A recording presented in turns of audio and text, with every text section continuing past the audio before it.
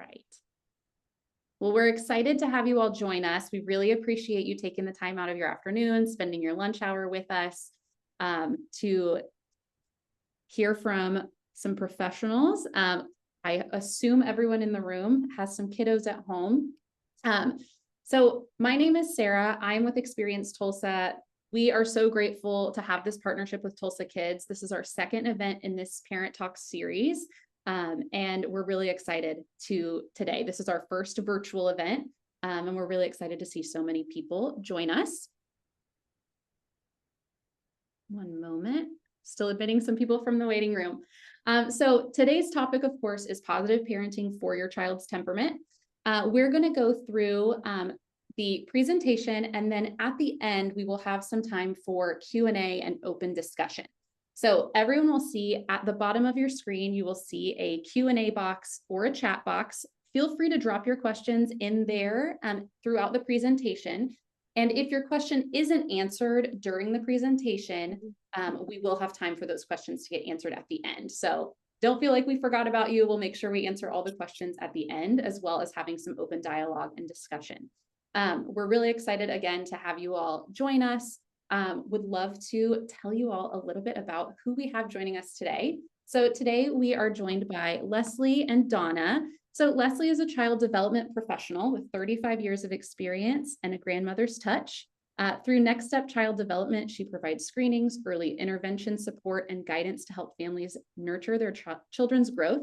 And Donna is a licensed professional counselor and a licensed alcohol and drug counselor with 18 years of psychotherapy experience in Tulsa. She has a background in special education and community counseling and supports children and families across diverse situations. She's also a mom of 3 and a grandmother to 4, soon to be 5. So without further ado, I am going to hand it over to Leslie and Donna to kick us off. Well, hi, everybody. Thank you for asking us to be here today. And we did have a few questions come in ahead of time. So we kind of geared it towards some of those questions that have already come in. Hopefully that'll answer some of them. You know, you mentioned that we're both grandmothers, and I think in hindsight, we're looking back and going, oh gosh, I wish I'd known that back then with our 40-something-year-old adult children. But so defining temperament is something that you're born with. And it's kind of the way you're wired. And then when you get into personality, it's more about how you are in your environment, in your family. Donna mentioned the other day, you know, a little bit of birth order falls into that. But it's none of it is fast and you know, completely solid. So personality grows over time. It's shaped by your experiences. And I have a couple of, as we were preparing for this, of course, stories came up, and I hope none of my kids are watching. But and I didn't realize this until later in life, that I looked back at both of my boys when they were babies.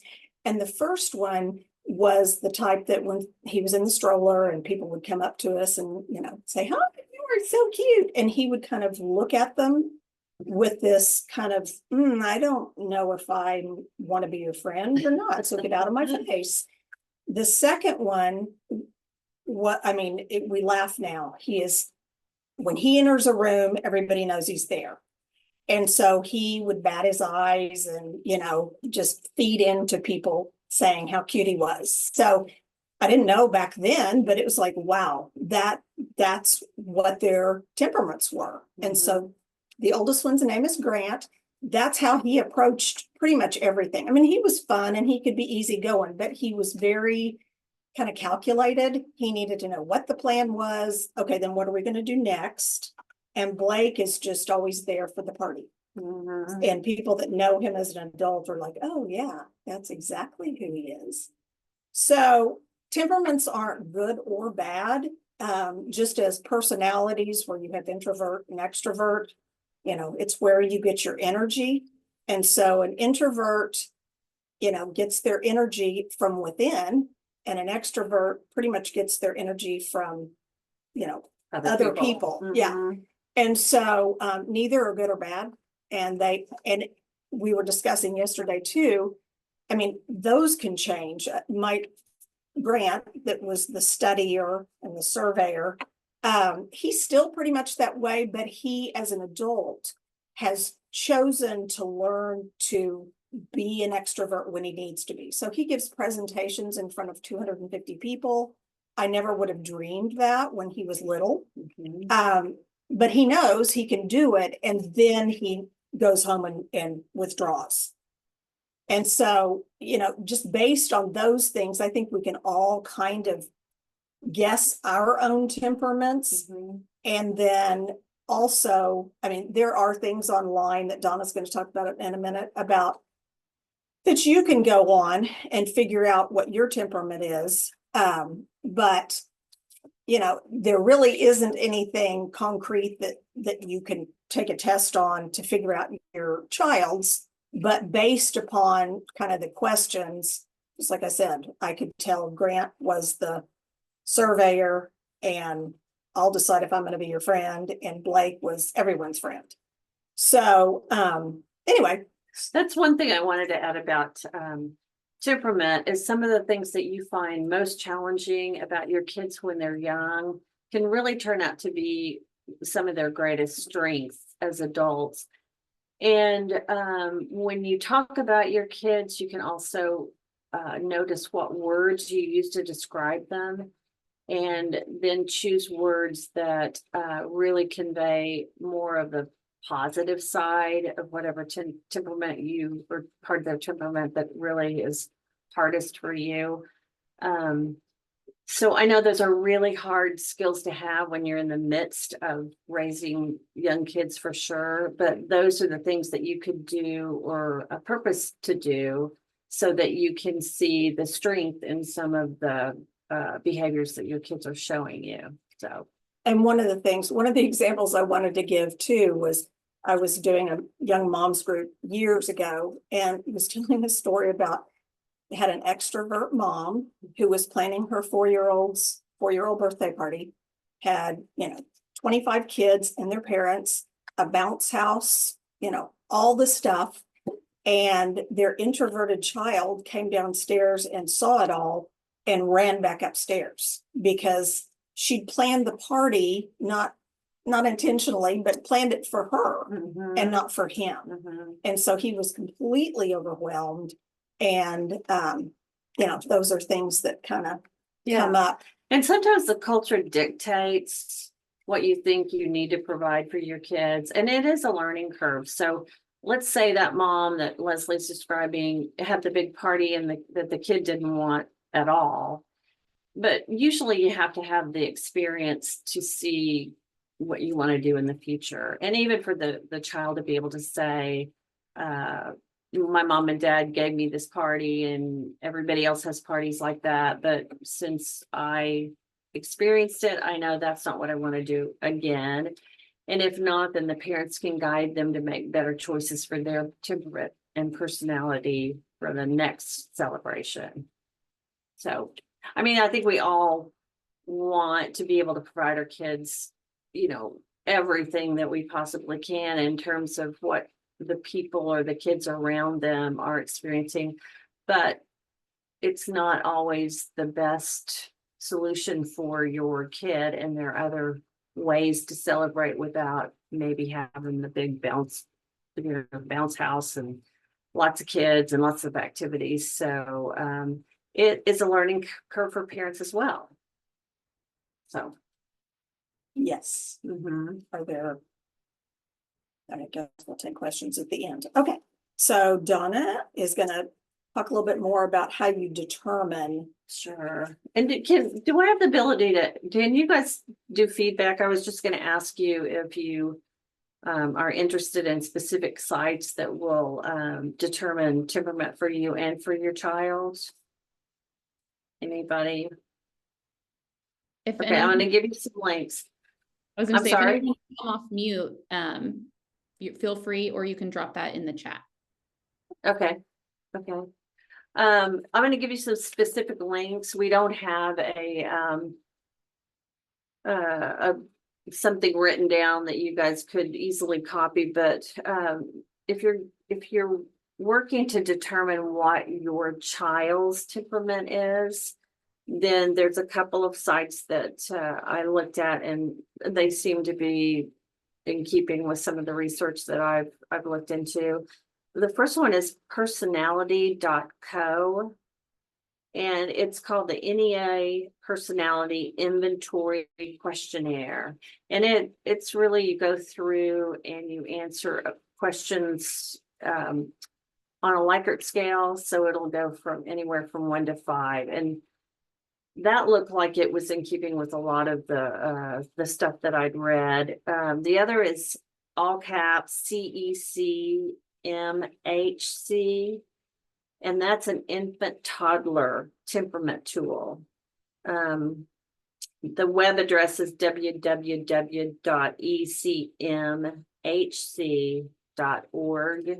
I wonder if, I don't know, Betty or Sarah, if you have all their email addresses, we can send this do to the you. links. Yeah. Yes, yes. Okay.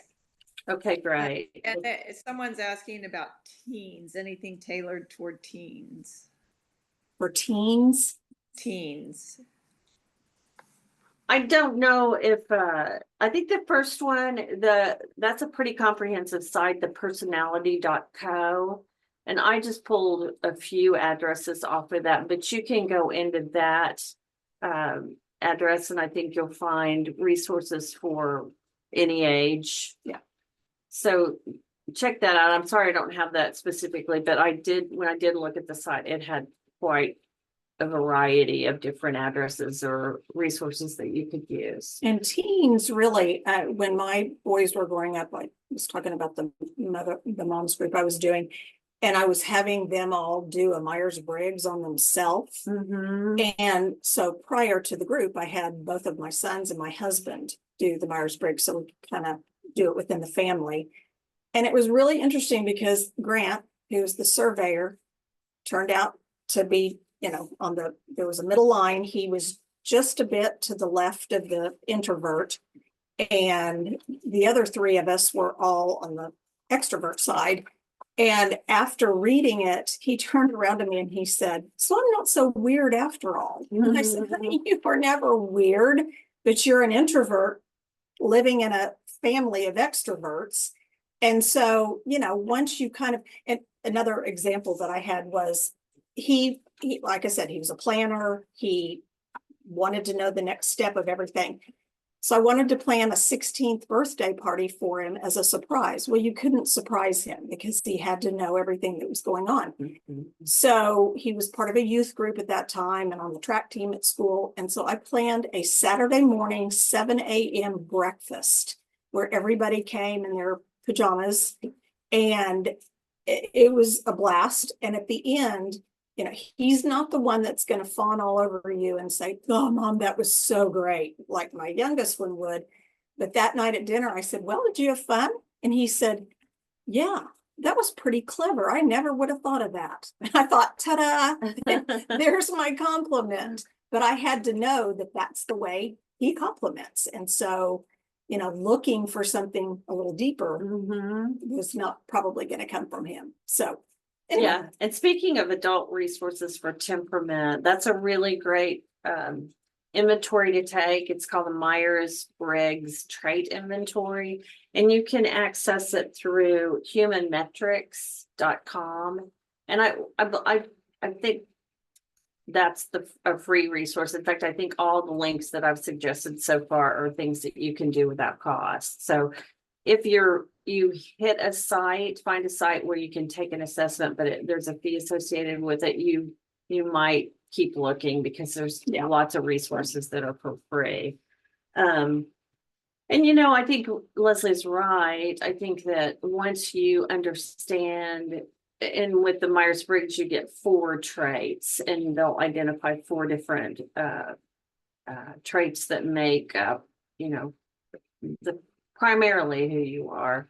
And once you understand that, you can really start understanding what energizes you and what really depletes you. And I tell clients a lot of times that when you get those 4 traits, it's not good or bad or right or wrong.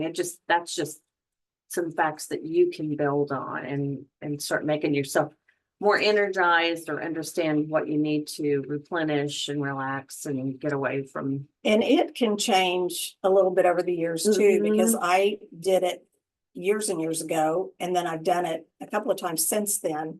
And, you know, one or more of the sections, I'm like, oh, okay, now I'm a little bit more this, which Yeah. makes sense. Yeah. I can't remember the name of the book. I should with Leslie. I picked up a book a couple of weeks ago, and it's about a woman who writes about being what she considers a hardcore introvert. And what she chose to do is she chose to live as an extrovert for a year.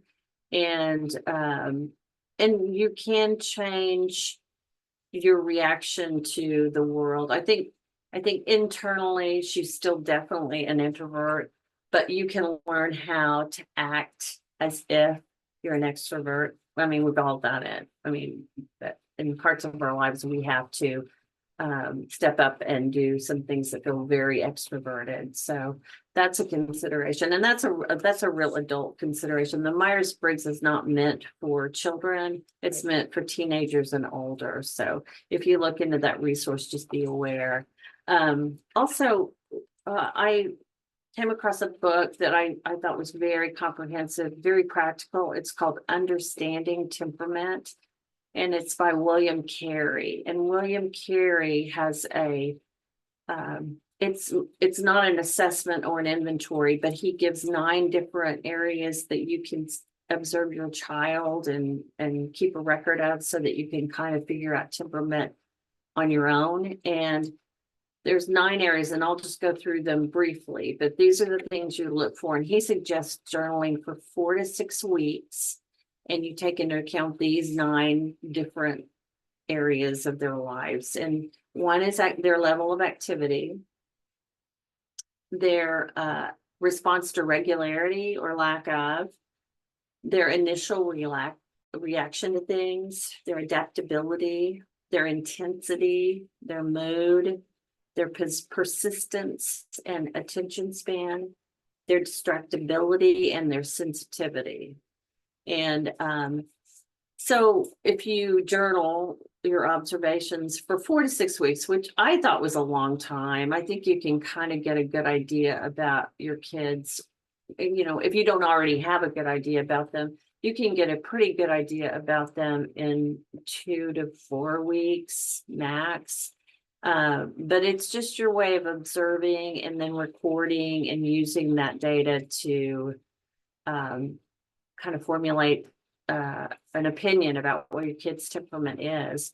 And then not to transfer your expectation about what you want your kid to be like, but instead accepting that this is the evidence that you have now to decide who your kid is and how they are going to interact in the world.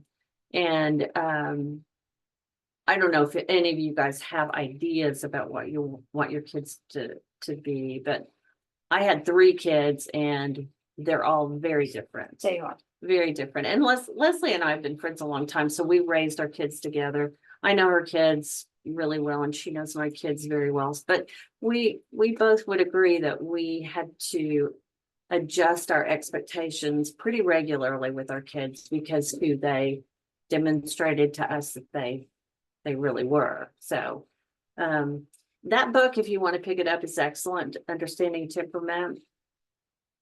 I was going to give you a couple of examples. We earlier referred to how to substitute words that are a little bit more positive or hopeful, to exchange those for the words that might seem more frustrating and harder to manage. And you could say, instead of hyper, you could say my kid's energetic.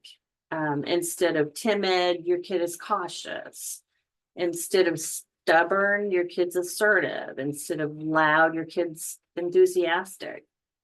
And instead of explosive, your kid is dramatic. And so a lot of, you can tell when you use the more positive version of that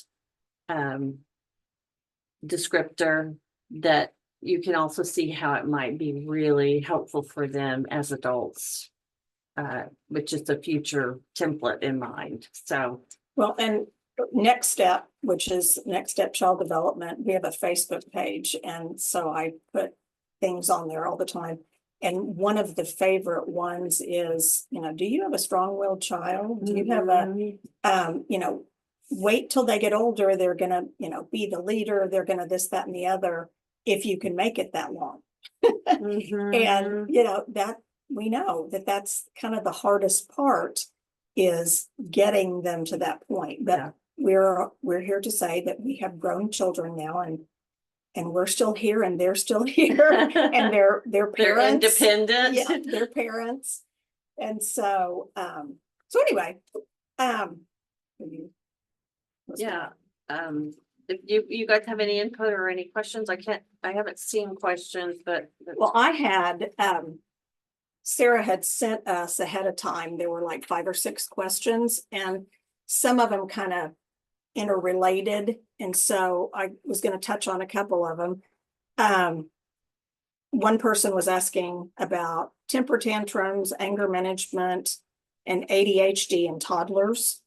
And that's a loaded question.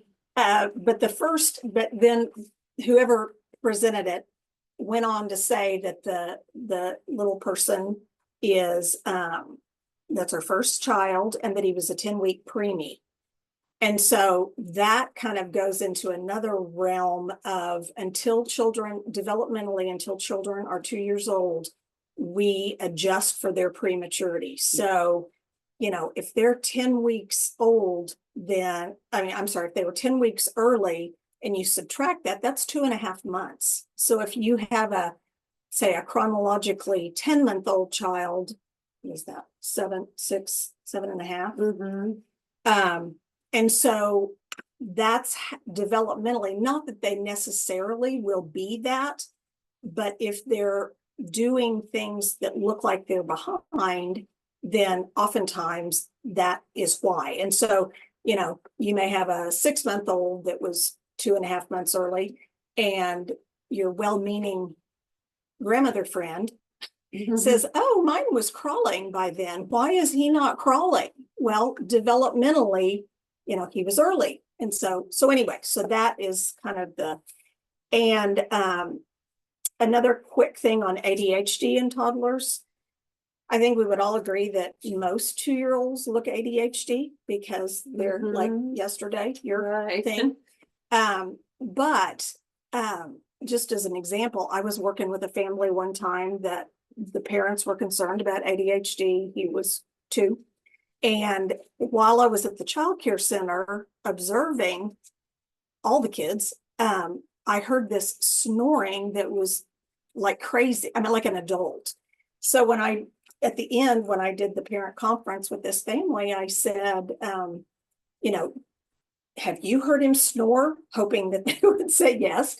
And the mom said, oh yeah, when he's sleeping and dad's sleeping, I can't tell who it is snoring because he snores so loud.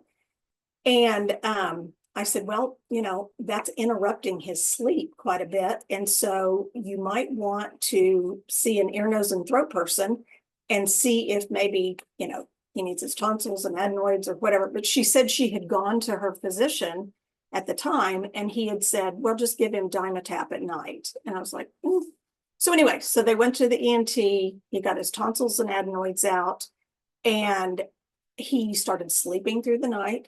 He started eating better. So I think all these examples are just, when something's going on, trying to get to the root of it, just like all behavior is communication. It helps to not just look at the behavior and say, oh my gosh, he's ADHD. Are there some, and you kind of peel back the onion, and it may be that, it may not, but at least you've looked at that area.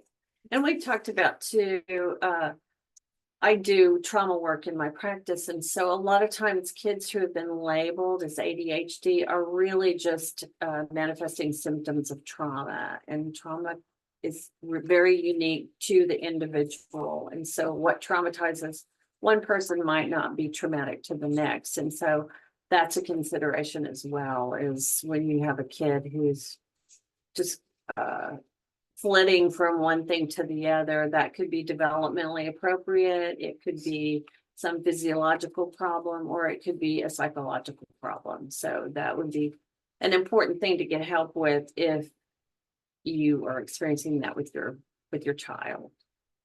So Okay, and so on with that it's really important, like I said a while ago, about the time in. It's, when they're little like that, co-regulation, I'm sure everybody's heard of that, is really important. tell them what co-regulation. Well, so co-regulation is when the child is out of sorts. And I can give a quick example. My now 5-year-old granddaughter, when she was about 3, she was in the living room with all of us, and she was tired and she was screaming, and all the other cousins were like, "Ray, would you be quiet?" And the more they did that, the louder she got. So I finally just picked her up very quietly, didn't say anything to her. I took her back to the bedroom and just sat with her. And she kept on, and I just sat there and kind of rubbed her back. And I said, "You know what, when you're ready to go back in with your cousins, we can go back in." And so she kind of calmed down. I didn't do a lot of talking. You just kind of are present with them. And so she finally looked at me and kind of had this puppy dog face. And I said, "Are you ready to go back in?" And she said, "Yeah." And so I said, "Okay, but if you start doing that again, we're going to come back here." And so she took my hand and we walked in there, and she lasted about 2 minutes and she started over. And so I picked her up very quietly, took her back. And I said, "So I guess you weren't ready yet." And so we kind of did it again. And I think that's kind of the big thing is you're giving your calm to them. You're not yelling things at them. You're not talking a lot. You're just present with them.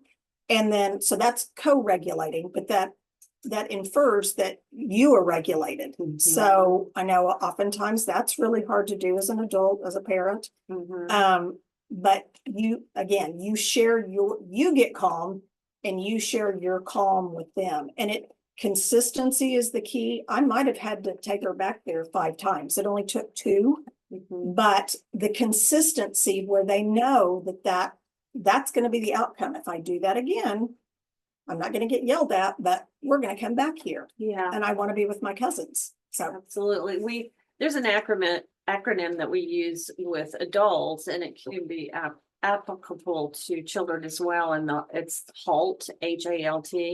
And that's to evaluate when you feel emotionally spent, or that you might be out of control, or you're just not handling things the way that you should. Then you can stop and ask yourself, and you could ask this about your children too. Am I hungry?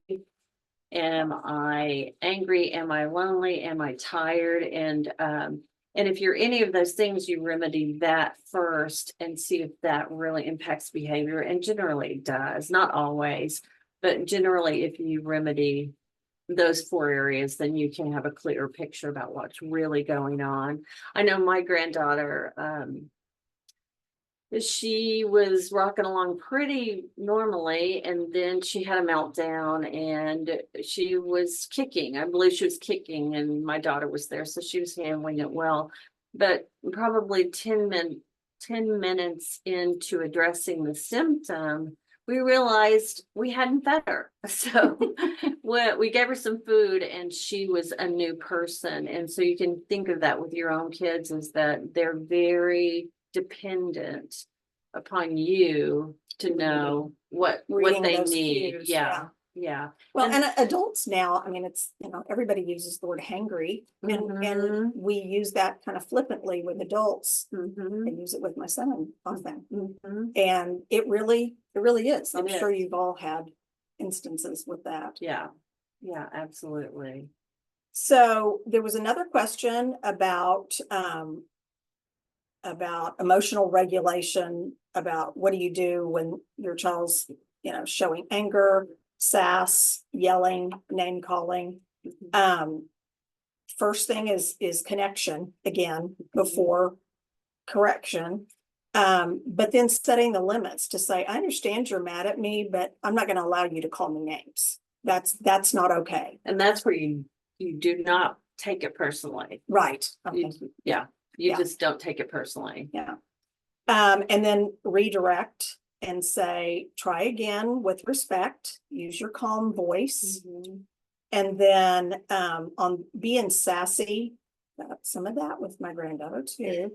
You look beneath it, are they exerting power, independence? Respond with a calm voice, bring in humor. And again, with respect, I'm not going to allow you to talk to me like that. So when you're ready to talk to me, blah, blah, blah, I'll listen. So I think those are important. Another question, which I thought was really, really good, is how to navigate meltdowns, when to stay firm in your decision that your toddler doesn't like versus when to give them what they want. And I think something important is to stand firm on the things that deal with safety, health, and respectfulness. So for instance, safety.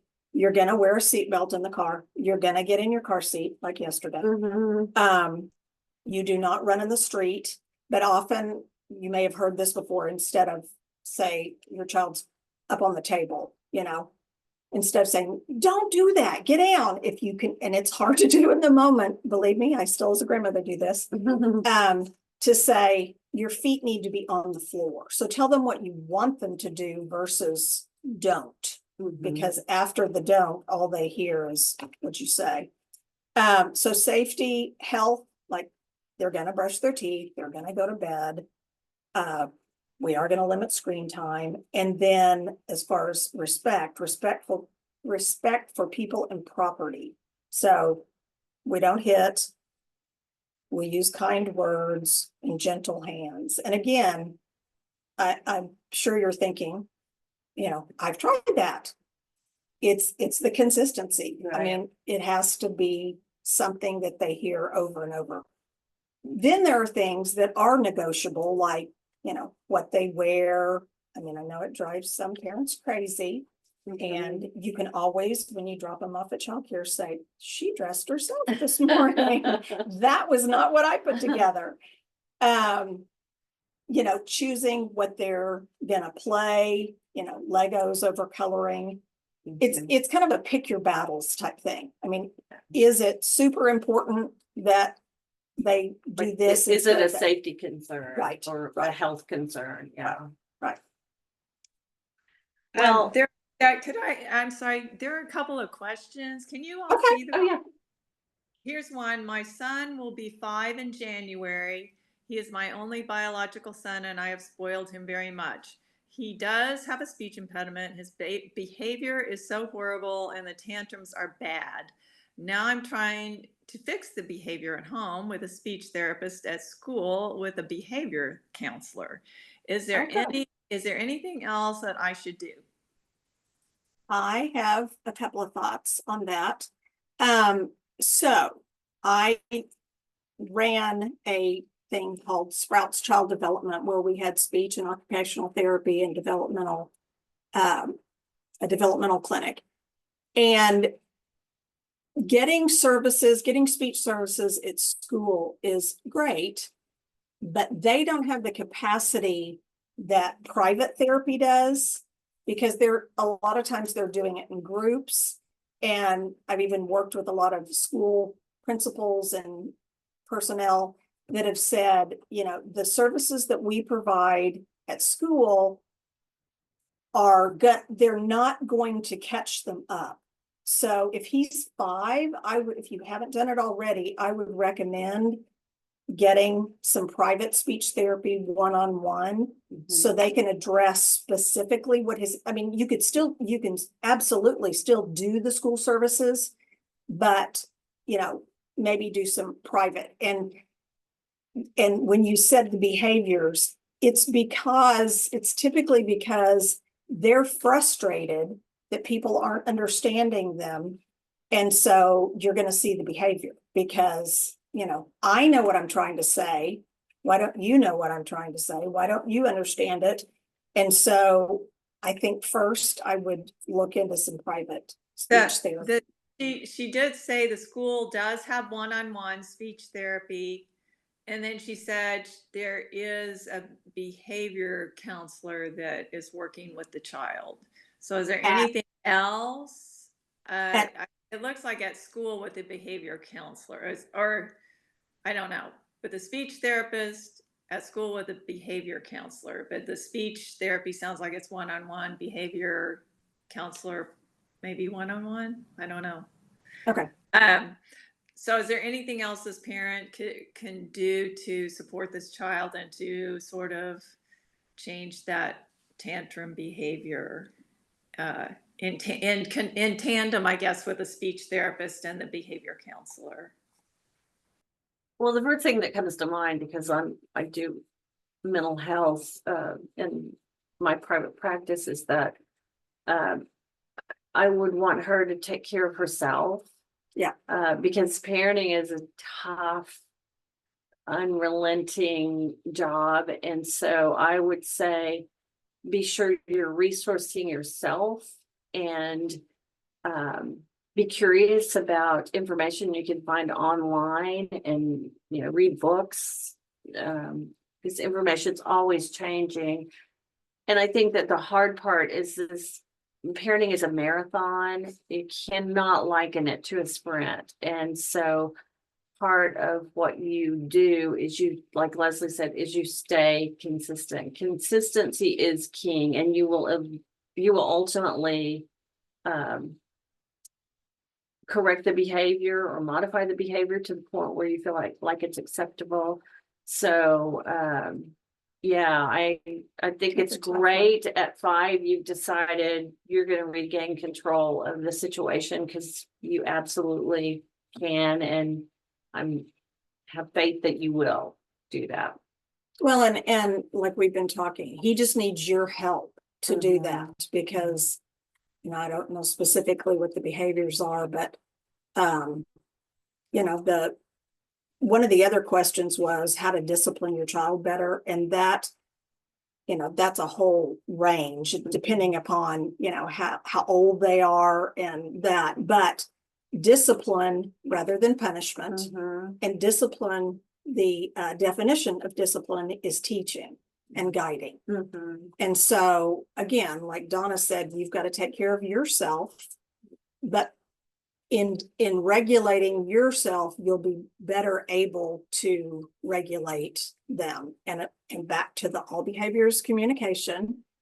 And so kind of getting, and again, if it's a little guy that has some speech issues, we see that a lot. It comes out as behavior because it's frustration. Yeah. His friends may not be able to understand him, and that. So what other question? There was another question. Do you think the way a parent responds, do you think the way a parent responds to their child's temperament and the language they use around it affects how the child views themselves as they grow older? Absolutely. Oh, yeah. Absolutely. They used to tell medical students who were face the possibility of going into an emergent situation, they said to always take your pulse first. And that applies to parenting, is that you have to center yourself, remain calm, choose words carefully, like name calling. I know when you get upset and you're angry that you could say all kinds of things, but it has to be a practice of choosing your words carefully and remaining calm. Leslie and I were talking a little bit ago. We are not proponents of spanking.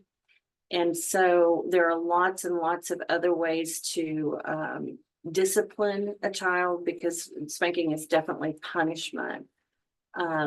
So yes, absolutely. The way you interact with your kid on a regular basis, and this is not a one-time deal. This is you being something unhealthy with your kids regularly. It absolutely does impact self-perception in kids.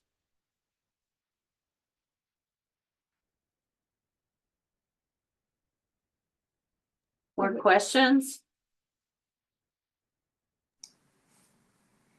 There was another one that we had that was sent in ahead of time on connecting with older kids without shared interests. How do you Mhm. connect with an old, a pre-teen-ish kid, Mhm.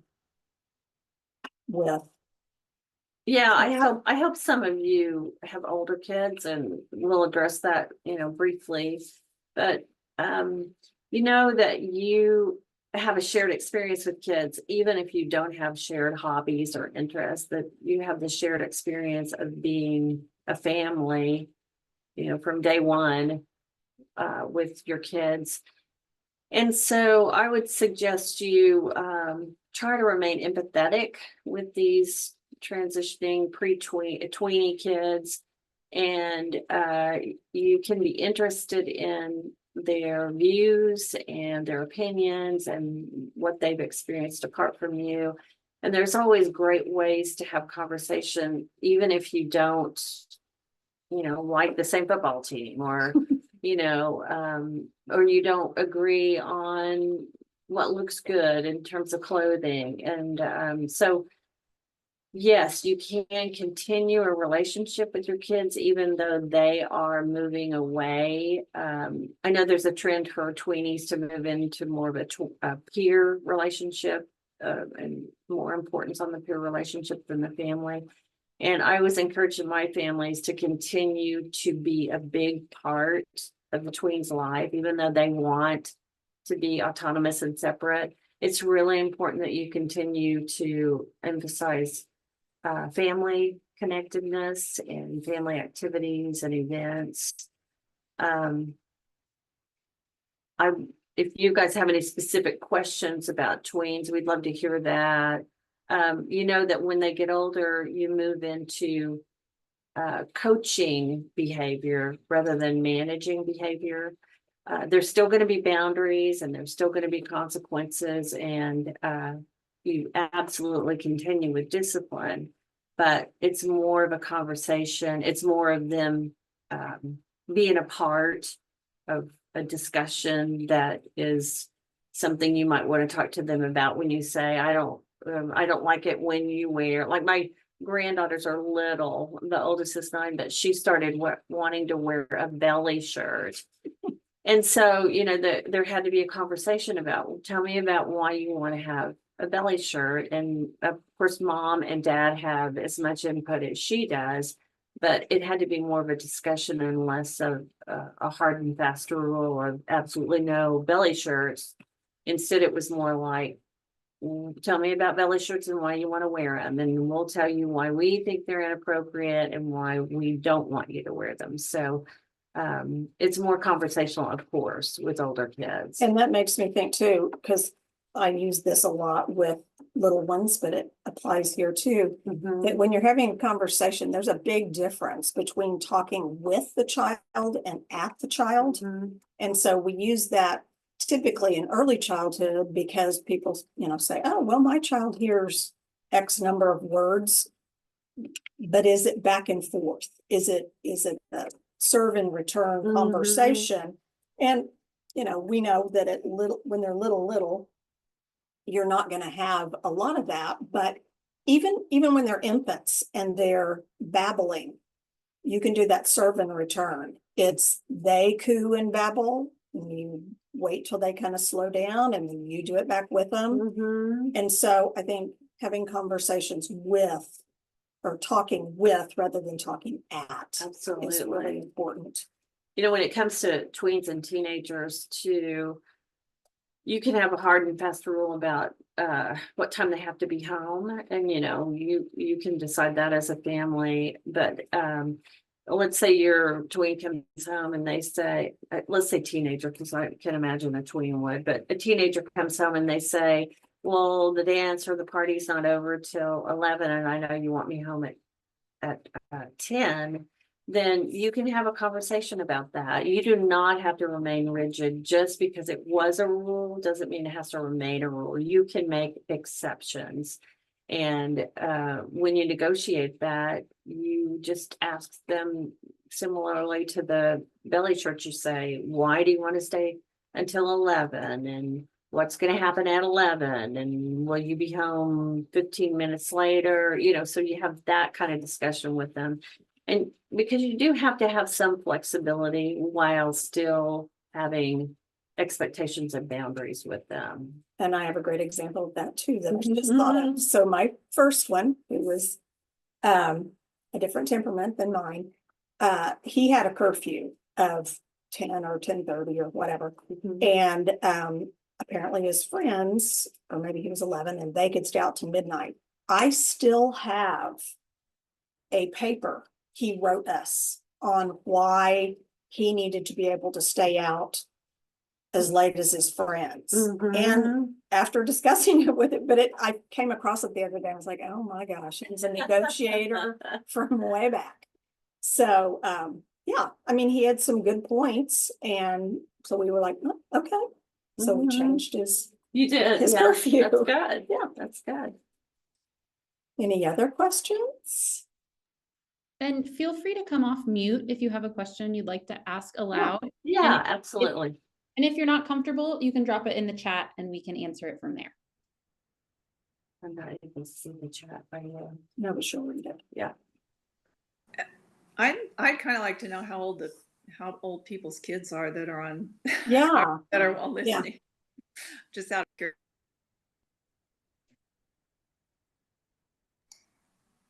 10-year-old. Any questions about a 10-year-old? Oh, one girl, almost 2.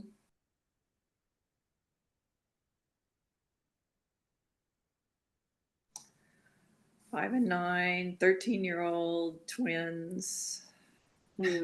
All over the place. Yeah.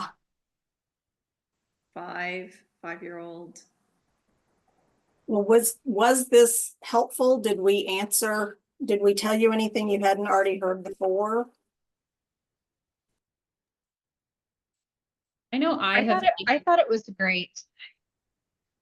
Yeah, I echo Sorry, that. sorry, Sarah. I was gonna say, I know I have taken a lot away today. Oh, good. And you've also said some things that have validated some of the things that we've been trying with our almost 2-year-old. So that was really helpful to hear that we might be doing something right, which is great. You're right. Well, I if have we're- the 13-year-old twin boys, and I thought it was great. Like, I'm still learning. I have a 21-year-old, and I'm still learning Oh, yeah. how Oh my to do God. all of this. Well, we feel like we're just starting over with grandchildren. And it's like, wait a minute, but nobody really wants our opinion at this age. So anyway, our family doesn't want our opinion.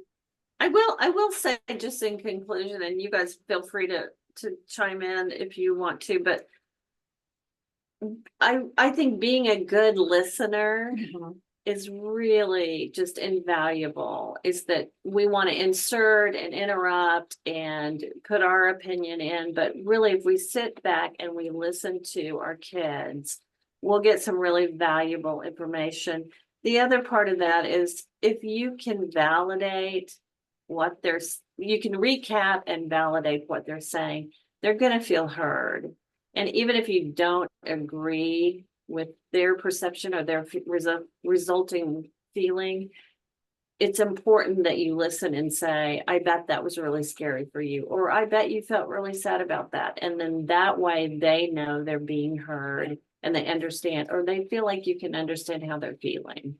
And you will get so much information by just implementing those 2 habits. And being available as much as you can when they want to talk. Yeah. I mean, we had boys in our room at 12:30 at night to come in and talk about their evening. Well, my eyes were half closed, but that was important to listen. Yep. And so we did. Yep. I have a question. Some of this, it sounds like involves a little bit of understanding of child development, because you wouldn't want to just, you know, talk a 2-year-old to death and give them 400 choices. No, you don't. So, I mean, so are there some resources for good child development information for parents? Because I think sometimes our expectations, and there are studies on this, I'm sure that you know, sometimes parents' expectations are totally out of whack with what a child can do developmentally, or Right. where they are developmentally. Right. Yeah, there's a lot out there. Some of it's wonderful and some of it's not so much. Yep. So you have to be able to kind of wade through that. Mhm. But I actually have just started, and Donna and I've kind of started working together on this, that we've started something called Next Step Child Development, where we are available to, help families, myself having worked with families over the years with kiddos with some difficult diagnoses and things like that. But I often heard and still hear, my child's not doing such and such. Should I worry about that? Or I told my doctor and they said, I didn't talk till I was 4, or, my mother-in-law said, don't worry about it. But in my gut, I'm still worried.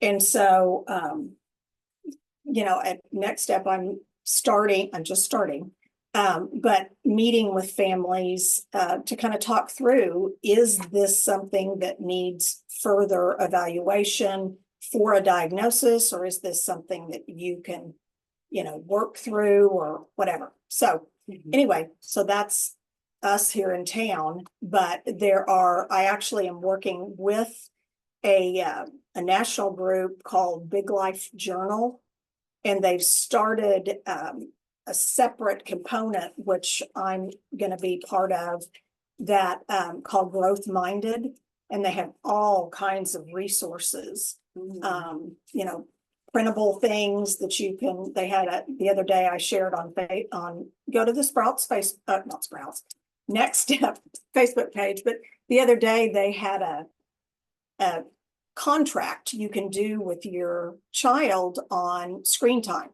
And it, you talk through it together, you both sign it. And so it's something that, so anyway, so I put that on the Next Step Facebook page and said, be sure to download this, and here's some other really good, it's a place that I found a lot of really good, sound, Practical resources. Yeah. So, Could you say the name of that again? What was the name? well, the Instagram page is Big Life Journal. Big Life. And then Big Life Journal. And then they've started this resource library type thing, and it's called Growth Minded. And so I actually had a call with them yesterday, and I'm going to start using some of their resources, because I think they're really, really well done.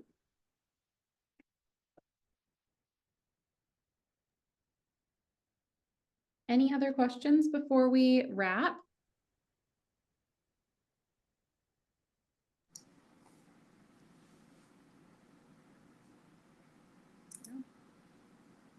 Okay, well, Donna, Leslie, thank you so much for your time today. I really appreciate you taking the time joining us and hosting. I know like I said, I took a lot away from this today.